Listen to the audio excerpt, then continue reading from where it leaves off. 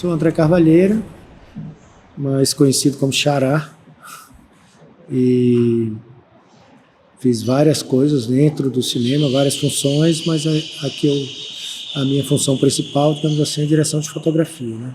O meu percurso profissional é dentro da direção de fotografia, não dos outros. Mas já fiz produção, já fiz assistência de som, já fiz assistência de direção de arte, já fiz tudo. Começou quando eu estudava na UNB, eu era estudante de publicidade, né? Era cinema, eu estava perdido, sem saber o que fazer, terminei me inscrevendo em publicidade, aí passei. Entrei em publicidade, mas aí dentro do curso, era um curso de comunicação, eu fui pegando as matérias de outras disciplinas, né? E fui me interessando mais por jornalismo, depois mais por cinema. Tive alguns professores de fotografia muito bons, um especificamente, né, que me deu uma luz, né, mesmo nesse sentido, né, de caramba, é isso que eu quero. Foi na universidade. E daí eu, antes de terminar o curso mesmo, já estava trabalhando como assistência de câmera. Fiz muita assistência de câmera, publicidade, um monte de coisa. E aí, como segundo assistente, depois como primeiro assistente foquista. E aí, ao mesmo tempo, na faculdade, eu com meus colegas, né, que viraram meus amigos, né, a gente começou a produzir filmes também na raça, dentro da universidade. Então a gente fez um projeto lá, que a gente ia fazer 4 filmes curtas, mudos, porque tirando a parte do som já ficava mais barato, porque você só processava a imagem. Era tudo película, né, na época. Quem que vai fotografar? Não sei, eu fotografo. Aí também depois peguei uma bolsa para estudar fora, também direção de fotografia, e quando eu voltei comecei a fotografar. Você fez grandes produções ainda usando a película? Grandes produções não, mas como assistente de câmera fiz longas, que eram película. Como diretor de fotografia fiz curtas, com película ainda, longa não cheguei a fazer. E como é que foi o impacto de sair do digital para película na fotografia? Assim, eu não cheguei a me habituar, assim, me acostumei, sabia trabalhar, carregava chassi, descarregava, sabia do negativo, sabia do cheiro, sabia como é que funciona, né? Tinha todo o procedimento de filmar também com câmera de película e saber que a gente tinha tanto de película que só podia rodar no máximo 3 takes. Era o famoso 3:1, pouca grana, né? Às vezes, quando tinha muito, eu tinha 6:1. Mas você sabia que você tinha 3, 4, 5, 6 takes no máximo para acertar a cena. Então, ensaiava muito, né? Tinha todo esse procedimento com a película. E tinha um medo maior, assim. Na hora que apertava a câmera, que por mais silenciosa que ela fosse, você ainda ouvia um baixinho, assim. Tinha que ser bem baixinho, porque senão interferia no som. Mas depende, às vezes você ia filmar em lugar muito fechado, a câmera mesmo blimpada, ou seja, protegida para não sair o som, e assim saía o som. E aí tinha essa coisa muito tensa, né? Disparava, que a gente ouvia aquele barulhinho, foi câmera e tudo acontecia, né? E aí depois passando por o digital, também já comecei a filmar desde o início. Eu mesmo comprei uma câmera digital lá atrás, DVX-100, foi a DVX-100 da Panasonic, eu acho. A câmera que eu comprei mesmo, já gravava em fita, mini DV, e tinha uma onda de gravar em 24p. Até antes eu tive uma câmera de vídeo, mas uma Sony, então eu comprei no início, já entrei, sabe? Comecei a dizer, por aqui vai dar pé, porque é muito mais fácil o acesso, tem toda a questão da qualidade técnica da imagem que a gente discute, mas era um acesso fácil, né? Você pegava a câmera e saía fazendo. Então fiz documentário. Então no começo, apesar de ter todo esse esquema da película, já tinha muito junto comigo, já aprendendo, estudando, lendo, conhecendo. Quando eu terminei a faculdade, que eu comecei a trabalhar, já estava essas câmeras, sabe? De fita mini DV, depois passou a câmera com cartão. Então eu peguei bem o começo desse processo, né? Então, não teve aquele receio de ir pro digital, né? Você já acreditava sempre desde o começo que o digital podia continuar? Não, eu já estava ligado no digital. Eu fiz um filme, um documentário que a gente filmou com essa DVX-100, eu acho que é isso, Panasonic, e ela fazia o tal de 24p, então ela dava aquela frequênciazinha que parecia película, né?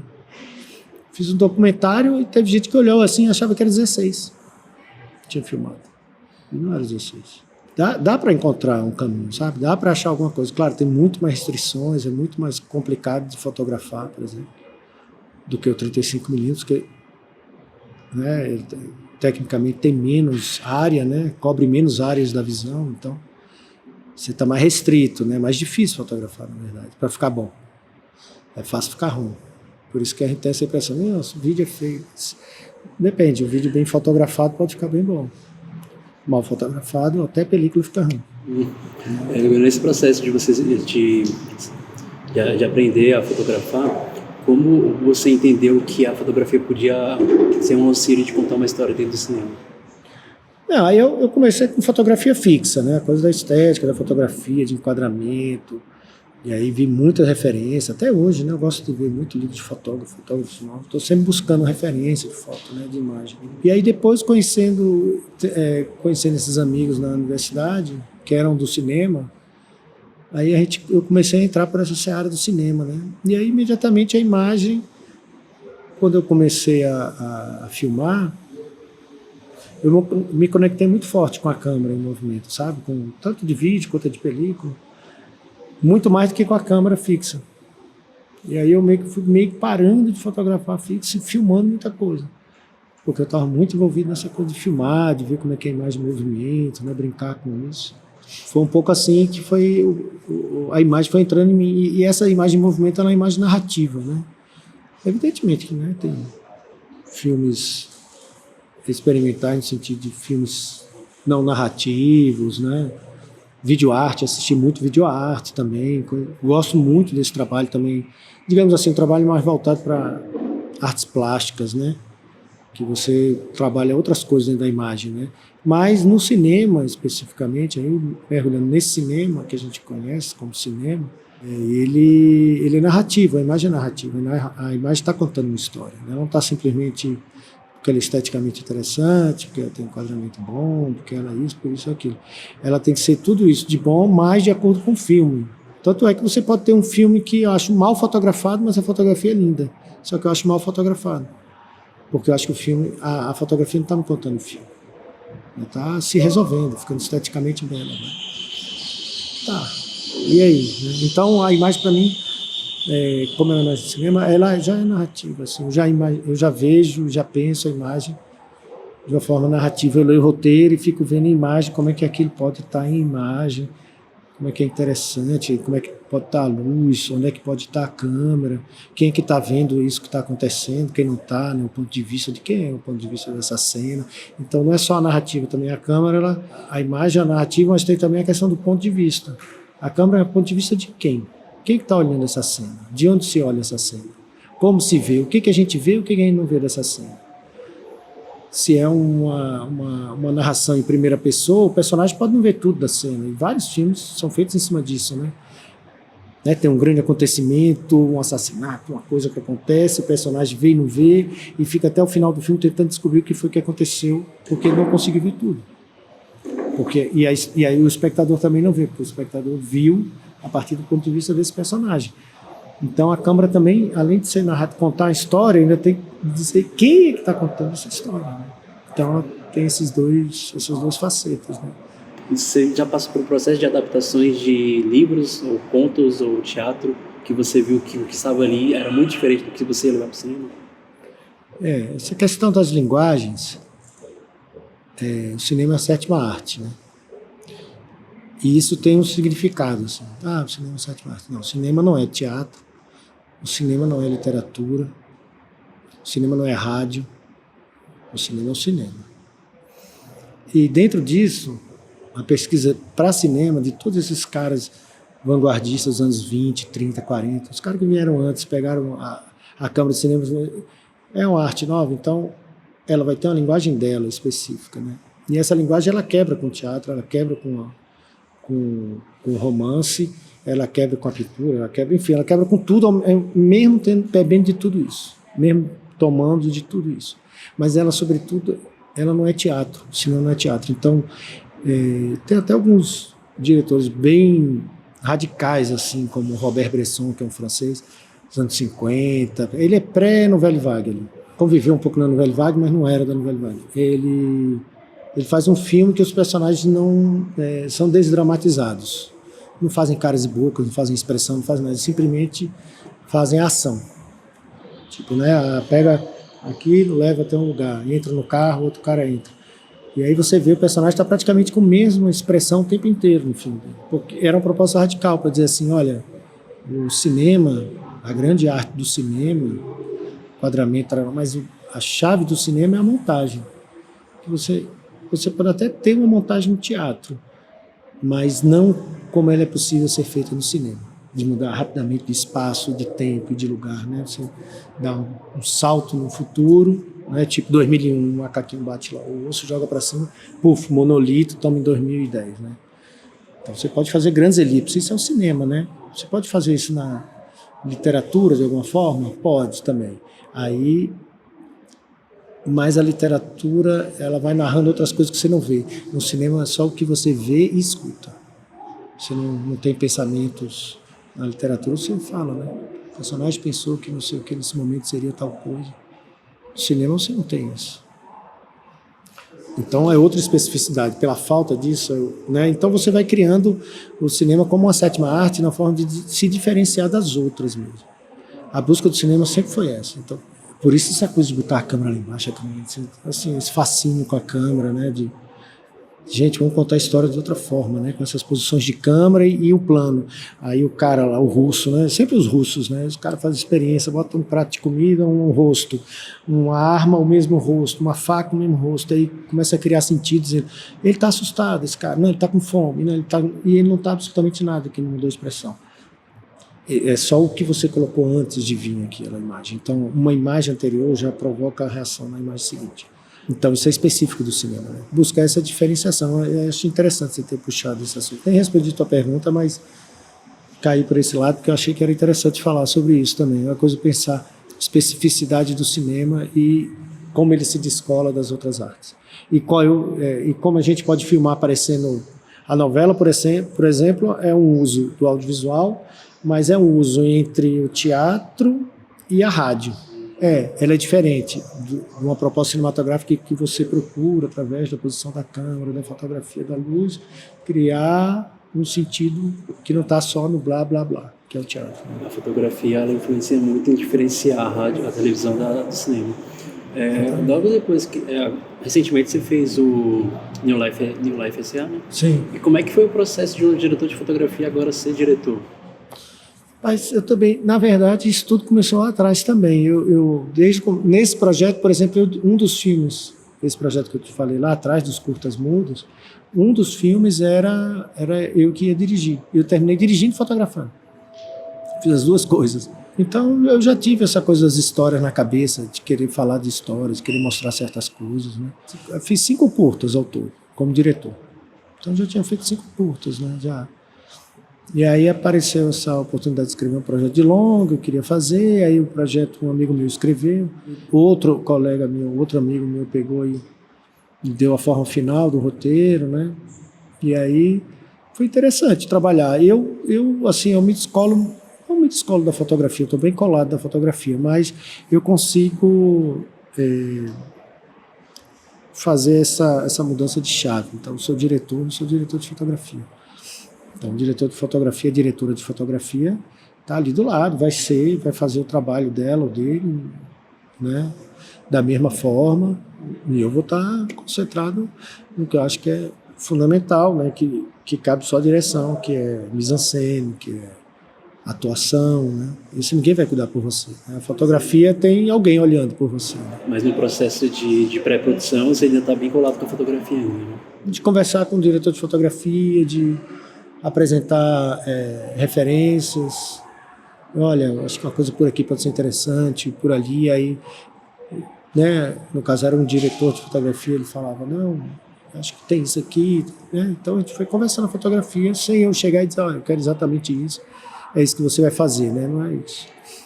Eu trabalhei realmente como diretor nesse sentido, que eu faço e tenho relação com o diretor de fotografia como, claro, eu tenho mais conhecimento de fotografia, Muitas vezes na hora eu estava lá com o fotógrafo, botava a câmera, pô, mas essa luz, esse negócio, eu dizia, isso aqui, isso aqui, tirar isso, não sei, né? Mas de uma forma muito, muito como diretor mesmo.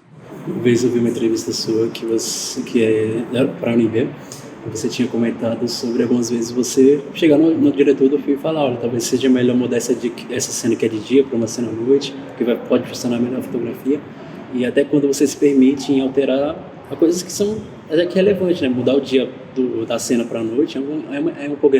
Não, é bem relevante, é bem relevante. Mas, pois é, isso é bem relevante, com certeza, sugerir, mas acho que o papel do diretor de fotografia é esse, não quer dizer que você vai ser acatado em tudo que você vai sugerir, óbvio que não. Você tem que estar dando opções para o diretor, até às vezes mesmo que ele não saiba muito bem o que ele quer, ele vai saber o que ele não quer. Então eu vou cercando assim, né, tentando chegar perto da cabeça do diretor e vou jogando sugestões, olha, mas assim, as minhas sugestões não são só do ponto de vista, claro, eu tenho a parte de fotografia, olha, a gente vai filmar aqui tal hora, cara, melhor filmar de manhã isso aqui. Bem melhor a gente filmar de manhã. A gente vai ter uma luz entrando mais a favor, vai iluminar ali, vai ficar em contra-luz aqui. Aqui vai ajudar a gente, não vai ter sombra do boom em cima da cara do ator, sabe? Eu sugiro, claro, mas às vezes eu sugiro coisas ligadas ao roteiro. Eu leio o roteiro e falo, cara, essa cena aqui é noturna. Olha só que pode ser mais interessante. O que você acha? Isso aqui acontece à noite, o cara tá assim, tá assado, não dá para ver direito lá fora, não sei o que, eu acho que pode enriquecer. O diretor pode dizer, não, mas tem que ser de dia por causa disso ou não, por causa, sabe? Então eu acho que é uma conversa, eu acho que o diretor de fotografia, ele não pode, ele não vai abusar, ele não é o diretor, está propondo coisas para alguém, né? Você está propondo alguma coisa, você não está pedindo que isso seja feito assim. Você está propondo, diz, olha, por isso, você argumenta.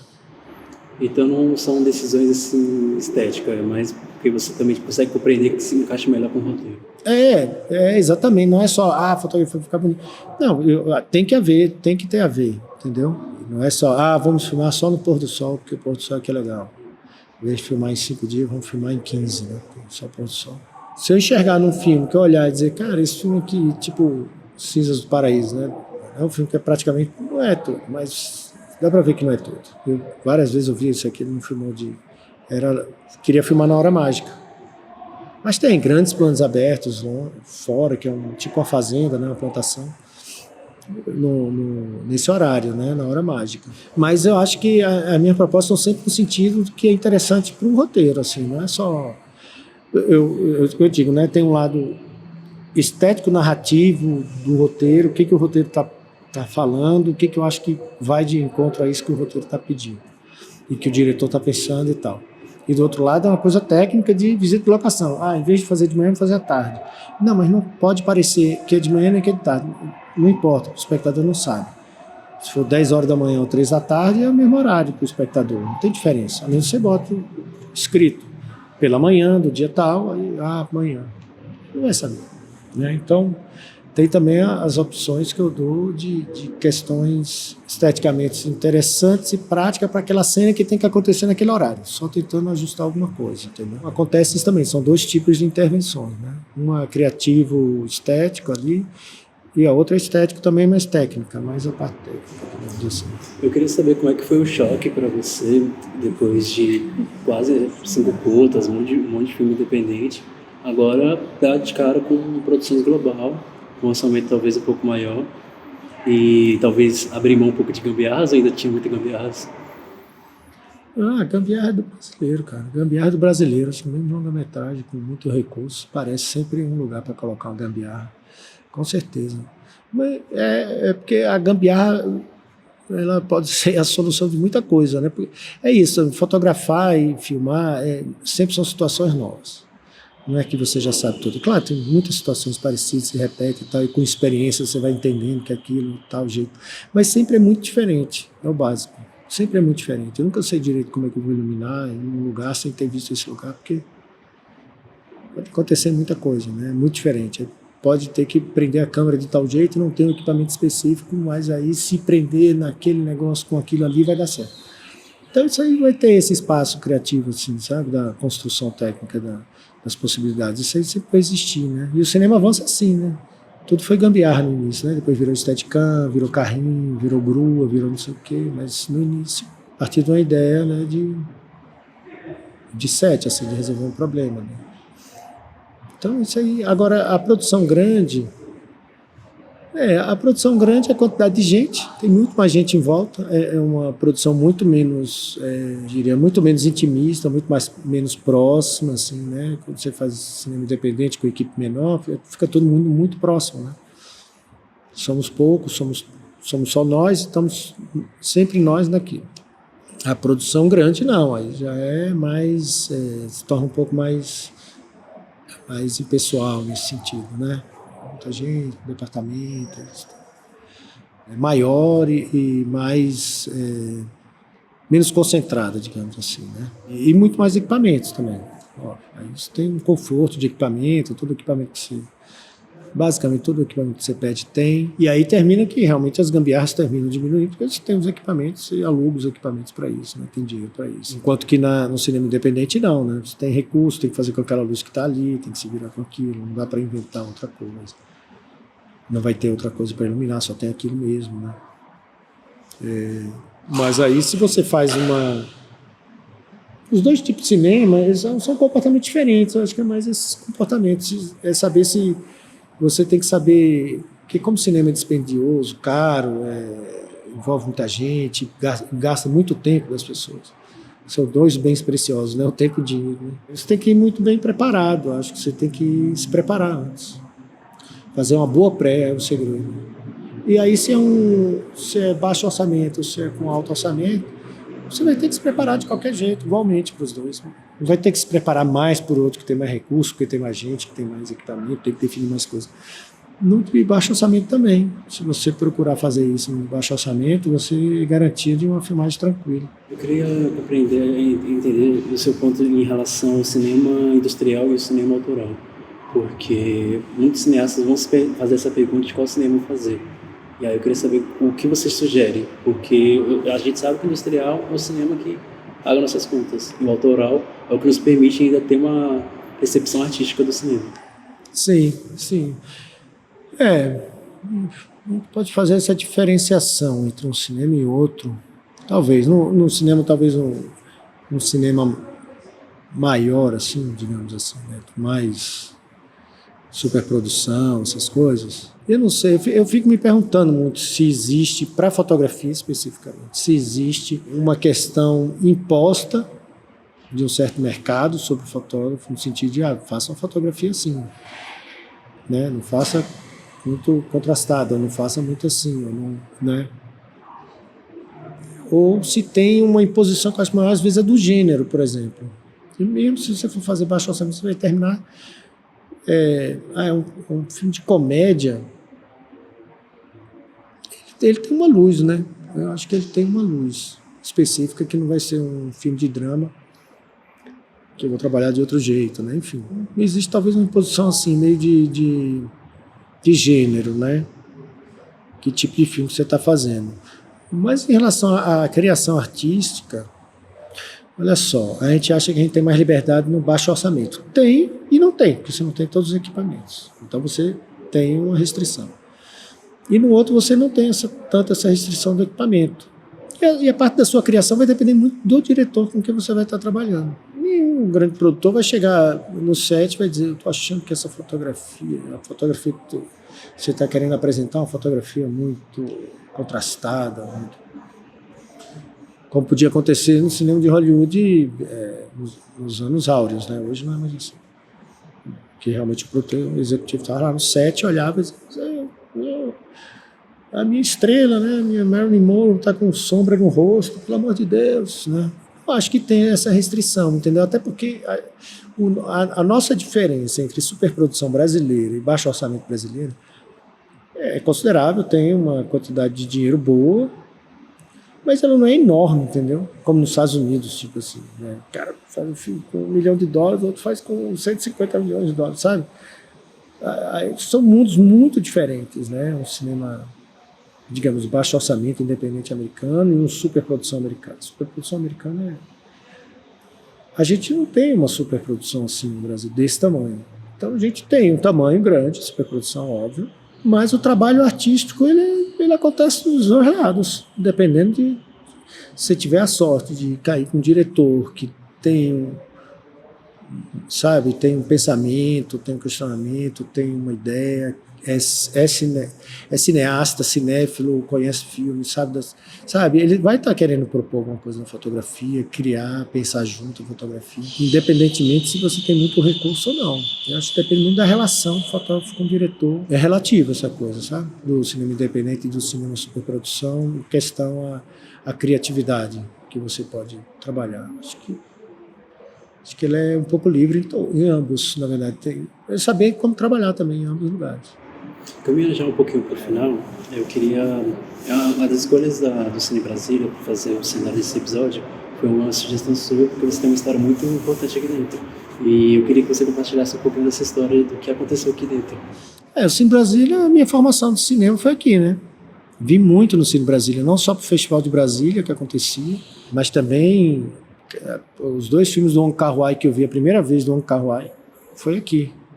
Anjos Caídos e Chang'e Express, foi aqui dentro, nessa sala. Eu fiquei impactado, assim, de caramba, que filmes são esses? Então, vários filmes aqui, né?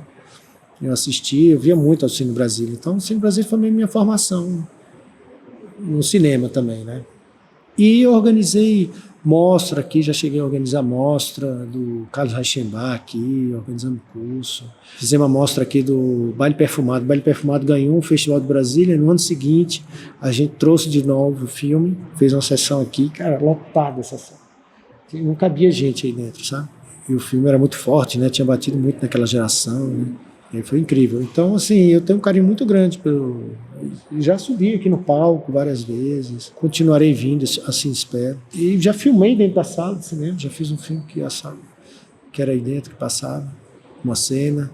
Filmei aqui na frente, também uma cena que acontecia aqui na frente, aqui dentro, já filmei.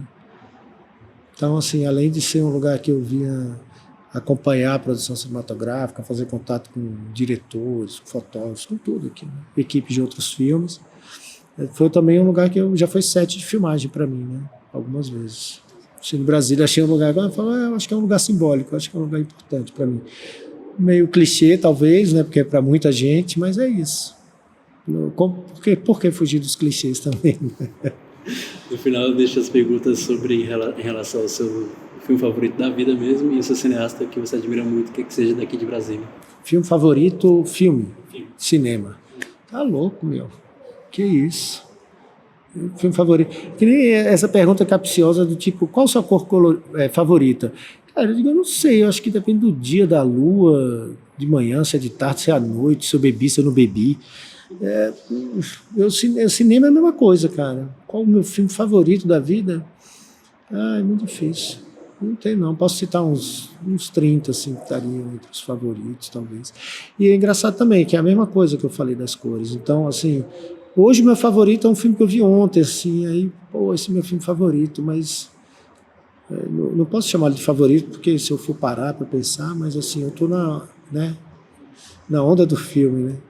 Por exemplo, quando eu era professor, eu sempre passava o La Jetée, do Chris Marquet, que é um filme de 10 minutos, 12, 15 minutos, sei lá, um curta, que é só com fotografia, assim, narração. Eu sempre passo esse filme, porque eu acho que esse filme é instigante do ponto de vista de cinema, sabe? Você pensar o cinema e já criar um impacto e sair um pouco do lugar comum do cinema, né? E, gente, mas cinema dá para fazer de várias formas, de vários outros jeitos. Calma aí, né? Vamos... Ainda mais quando você é estudante, que aí que tem que estar o quebra-cabeça, tem que desmontar o quebra-cabeça, né? Não pode estar o quadro feito já na sua cabeça, tem que estar desmontado para você sair procurando também o seu caminho, né? Então, bagunçar também é interessante. Então, é um filme que eu passo muito, eu gosto muito de passar. O Robert Bresson, que é o cara que eu falei aqui, é um filme também que eu gosto de passar às vezes. Eu passei muito, eu dei aula já de direção de atores, acredito. Aí eu passei Robert Bresson aí, a direção de atores. Ele fazia o cara repetir 10 vezes, quando a pessoa estava... O método dele é esse, repete, daqui a pouco a pessoa está fazendo automatizado as coisas, já abre a porta, fecha, senta, aí ele achava bom. Mas pronto. Está automatizado, está desdramatizado, é o que eu quero. Então também que é um filme instigante, interessante, né? Mas assim, de fotografia eu costumava assistir. O importante para qualquer estudante de cinema é assistir pelo menos pelo menos um, não, mais, assista mais, mas de cada momento do cinema. Isso eu acho fundamental. Assisti um filme dos anos 10, chegada do trem, o ladrão correndo pela rua, a primeira montagem paralela. Assisti um dos anos 20, já os caras completamente alucinados com artes plásticas, o Vertov, o Buñuel. Não, tem vários filmes lá, né, curtas assim. Assisti um filme dos anos 30 e os começos do som, assisti um dos anos 40, os filmes noir americanos, tem os filmes noir americanos incríveis, cara, com a fotografia expressionista. Aí assisto um do expressionismo alemão, que é dos anos 30, expressionismo alemão, já para você ver que, caramba, os caras fazem a fotografia, distorcem o cenário para poder trabalhar a perspectiva, fazem outras coisas. E aí vai vendo, aí chega nos anos 60, o povo louco, com câmera solta na mão, porque chega desse cinema, né, muito estúdio, muito estabelecido, vamos fazer cinema documentário, né, ficção que parece documentário, né, que também é importante ver um filme para entender, é outro, aí você vai vendo, cara, os anos 80, anos 90, até hoje os filmes são feitos, sabe, então acho que é importante, os de hoje são mais normais, né, a gente assiste mais comumente, mas eu acho que é importante, em vez de falar de um filme, muita gente fala do Cidadão Kane, cara, eu não sou muito, sim, eu entendo a importância, mas, por exemplo, eu não sou fã do Cidadão Kane. Eu gosto muito mais do A Marca da Maldade ou F for Fake do Orson Welles. Então, assim, é difícil também. Eu gosto muito do Tarkovsky, eu gosto muito dos russos. O cinema russo é muito bom. Cinema francês, italiano, enfim, iraniano, Kiarostami. Kiarostami é uma aula de cinema, por exemplo. Kiarostami, o cara é muito bom. E é muito simples o cinema dele. E eles resolvem, é uma câmera, você vê, não tem nada de mais de iluminação. Não tem nada de mais de grande elenco. E é super emocionante a história. Ele conta uma história super bem contada. Assim, maravilhosamente bem contada, sabe? Tem os asiáticos eu me amarro. Eu sou fã, assim. Eu falei Wong Kar-wai, mas cara, tem milhares de... Então, assim, gosto muito do cinema. É interessante, é isso, eu acho. Sabe, ao invés de falar um filme, para aquele filme virar meio uma coisa meio mito, é melhor você jogar mais disperso, assim, eu gosto de tornar mais disperso para os estudantes, sabe? Para não ficar aquela coisa, esse filme é um filme. Não, meu irmão, tem vários cinemas, vários filmes, faça o seu caminho dentro desse mundo do cinema. Você pode achar uns caminhos muito interessantes e bem... Tem amigos meus que, cara, faz uma linha, gostam de filmes gore, não sei, dos anos 60, os filmes punk dos anos... Faz outra linhagem de história do cinema, assim, que, cara, outra vez eu vi umas coisas, eu fiquei incrível, achei, cara, olha só, não conhecia tanto isso. Então tem muitos caminhos dentro do cinema, né? E eu acho que o mais importante é a gente abrir do que fechar em algum filme, sabe? E o cineasta que você tem mais admiração aqui dentro de Brasília? Cineasta que tem mais... Cara, eu admiro muito o Adirley Queiroz. Admiro muito o Iberê. Admiro muito o Gustavo Galvão, o Cassinho, recém-falecido, Cassinho, admiro demais o trabalho dele. Saiu daqui de Brasília, né? Já estava em Minas e tal, mas um cara fantástico, super sensível, maravilhoso. Uma grande perda, assim, para o cinema, né? Tenho trabalhado com muita gente, assim, que eu curto muito. Quando eu entro no filme, né, eu curto muito, eu abraço mesmo, sabe, o filme. Gosto muito. O Adirley é um cara que eu já trabalhei, né? Já fotografei um curta dele. Fiz uma série com ele também, é um parceiro do cinema massa, assim, um cara que eu admiro muito, assim. Eu acho que pela trajetória dele, pela história dele, né? Eu achei ele admirável.